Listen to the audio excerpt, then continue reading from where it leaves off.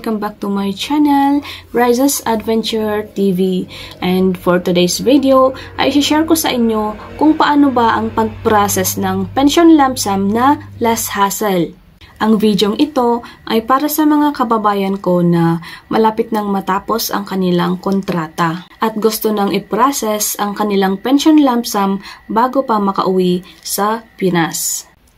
As for my experience, mas madaling i-process ang mga requirements kapag nasa Japan ka pa. Applicable nga pala ito sa mga katulad ko na medyo malayo sa kanila ang post office at medyo hassle sa kanila ang pagbibiyahe para lang mag-submit ng mga requirements para sa pension lump sum.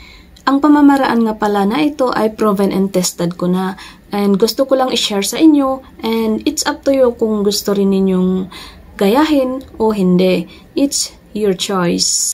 Ang pamamaraan nga pala na ito ay through agent. And para makarelate kayo, ay ikukwento ko yung mga step by step na aking ginawa sa pagpaprocess ng aking pension lump sum habang nasa Japan pa ako noon. So, without further ado, let's get started. Nung nasa Japan pa ako at malapit nang umuwi ng Pinas, nagtanong-tanong ako sa mga kakilala ko na nakauwi na ng Pinas kung paano ba nila nakuha yung pension lump sum nila. And yun, may nagsuggest sa akin na mas maganda raw na magpa-agent na lang kasi mas madali and mas sure daw yung pag-process kapag nagpa-agent ka. May binigay siyang pangalan ng isang agent. So, ang ginawa ko is, syempre, nag-background check muna, nanood sa mga videos na, and nakita ko naman na marami siyang mga natulungan na mag-process sa kanilang mga pension lump sum, and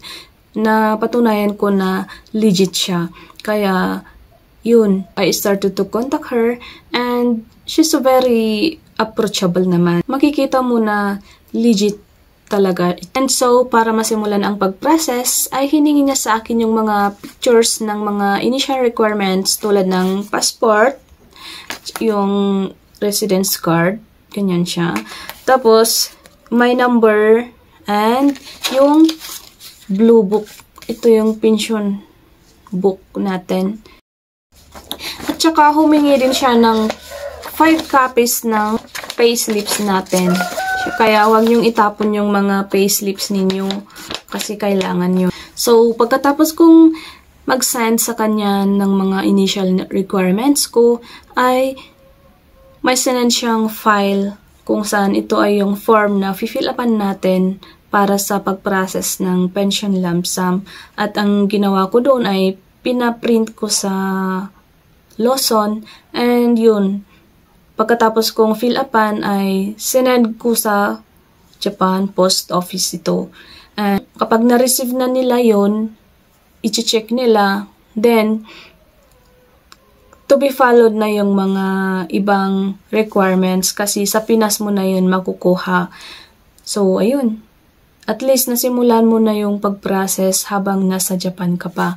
And bago ka nga pala umuwi ng Pinas, ay make sure mo na huwag mong kalimutan na ipa-delete yung address ninyo sa City Hall para ma-process ninyo yung mga milyones ninyo. Pag uwi ko ng Pilipinas ay inasikaso ko kaagad yung mga incomplete na requirements ko para makompleto na yung mga requirements para sa pagpaprocess ng pension lump sum ko.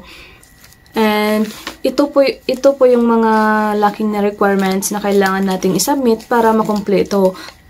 First is yung passport exit stamp, bank certificate, passbook, tsaka yung address sa Pinas. Kailangan mo itong isend sa agent para makumpleto na. And yun lang, ganun kadali. Finally, after 5 months of waiting, ay na-receive ko na yung 80% ng aking pension lump sum. After that, nag-antay ulit ako ng 3 months, saka ko na-receive yung 20% ng aking lump sum na ipina-agent ko na rin siya.